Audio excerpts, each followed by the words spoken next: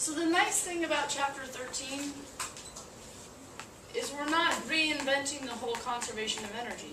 We just have one little equation we have to substitute in. In place of mgy, we need to use the negative gmm over r.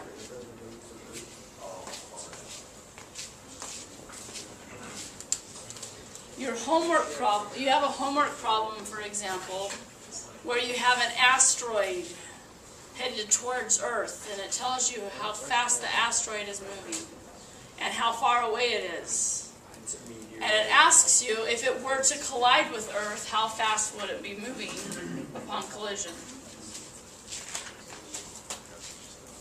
Since we're talking astronomical scales, the asteroid is really, really far from the Earth. You're told initially how far away it is. You know the mass of the asteroid. You know the initial speed of the asteroid. And you're asked for how fast, basically what's its impact speed? How fast will it be traveling when it collides with the Earth? So it's the same thing. You look at the potential energy between the Earth and the asteroid.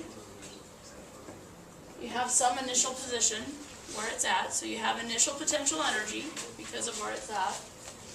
You have kinetic energy that the asteroid has because it's moving. We're not worrying about the speed of the Earth.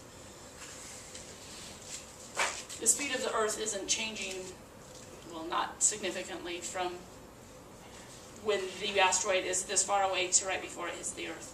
So the kinetic energy of the Earth isn't changing. So that's why we don't need to worry about the kinetic energy of the Earth. You are told to ignore drag. So all the potential and kinetic energy you start with has to equal the potential energy. What's the final R?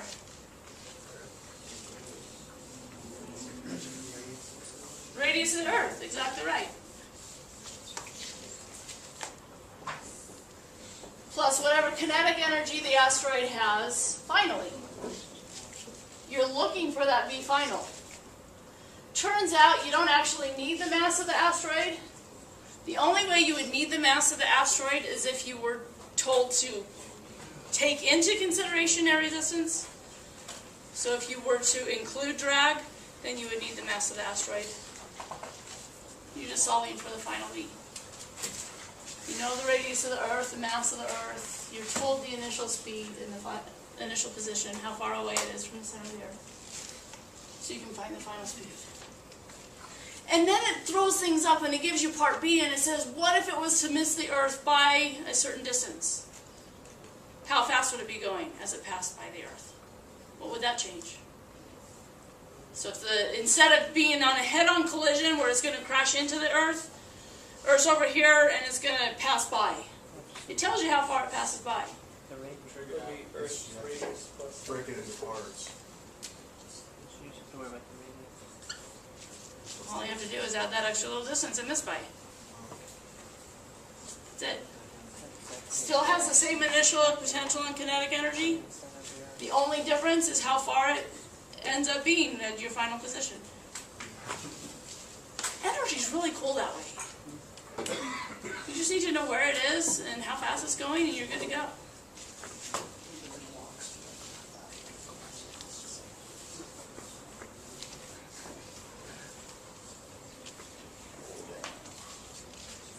One last little equation that is derived from this is sometimes you'll hear astronomers talk about escape speed. For example, when we launched, not too long ago, they launched a probe to head out to Pluto. They're going to go circle Pluto and take some good pictures and stuff. In order to get it out to the outer regions of the solar system, we need to escape the effects of Earth's gravity. Because Earth, if we don't shoot it off fast enough, Earth pulls it back in and it becomes just a regular projectile. It'll come back and crash into the Earth. There's a certain speed at which we need to escape the effects of gravity. Is it a distance or is it a speed that you have to have? It's a speed. It's not a distance. Well, you have to have a certain speed at a certain position. So depending upon where you are, there's a certain speed you have to have. So this equation for escape speed assumes that you have that speed immediately. So your rocket gets you moving that fast. There's certainly a lot more to take into consideration. Escape speed is trying to get you infinitely far away from the Earth.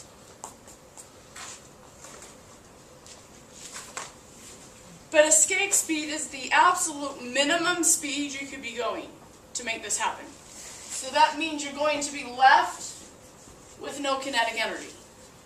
The escape speed is the absolute minimum you can get a rocket or whatever you have, shuttle, going in order to get it away from the effects of the Earth.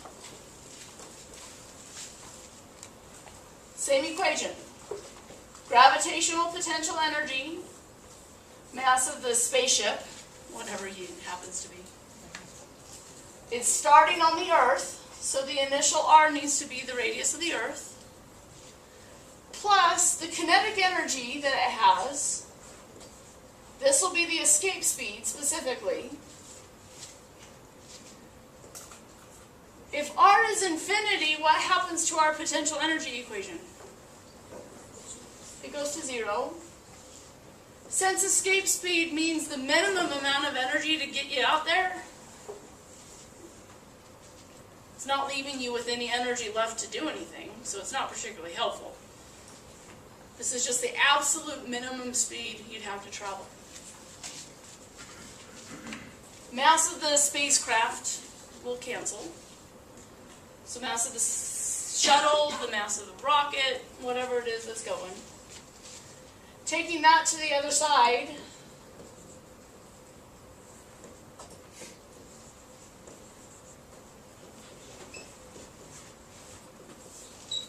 we'll multiply by 2 and then take the square root.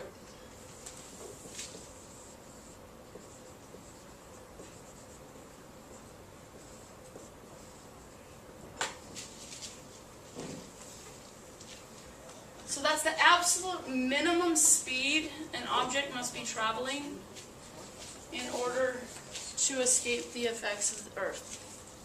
If this has a final velocity of 0, it's not really going to do anything once it leaves Earth. Certainly, it's just going to be stuck out there. So it's like So if you're really going to be launching a probe and you want it to keep moving, you got to launch it faster. You're just basically launching a piece of trash out there. Exactly.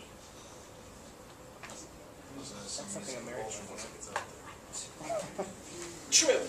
True. They're like, well, we screwed up. So it's just sitting there, and then we have to give it a push. And then they have a couple $1 million. You go up there, send the astronauts up, they put a booster on, they push it out now.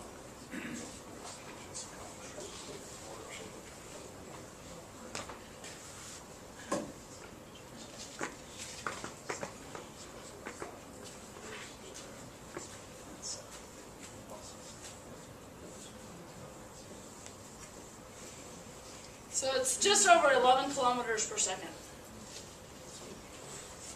Very fast. Now granted, if you've ever watched a rocket launch, the rocket is not traveling really fast right as it leaves the launch pad. The rocket boosters, the rockets keep firing for quite a while. They continue accelerating the rocket faster and faster and faster.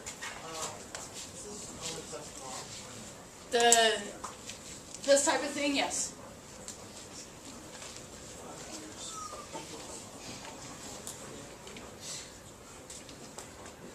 Okay. So when astronomers are planning on putting something into space, for example, the probe they're sending out to circle Pluto, they need to take into consideration how fast they need it to get going. Now they do piggyback on Jupiter, for example. They'll let it go by Jupiter and let Jupiter speed it up on its way, so it gets some energy from there. They also have to take into consideration the escape speed from the sun. The sun is trying to pull everything back into it as well. So it's certainly more complicated than this when you come to real practice. For now, we'll just look at escape speed, say, from the Earth, or just look at conservation of energy.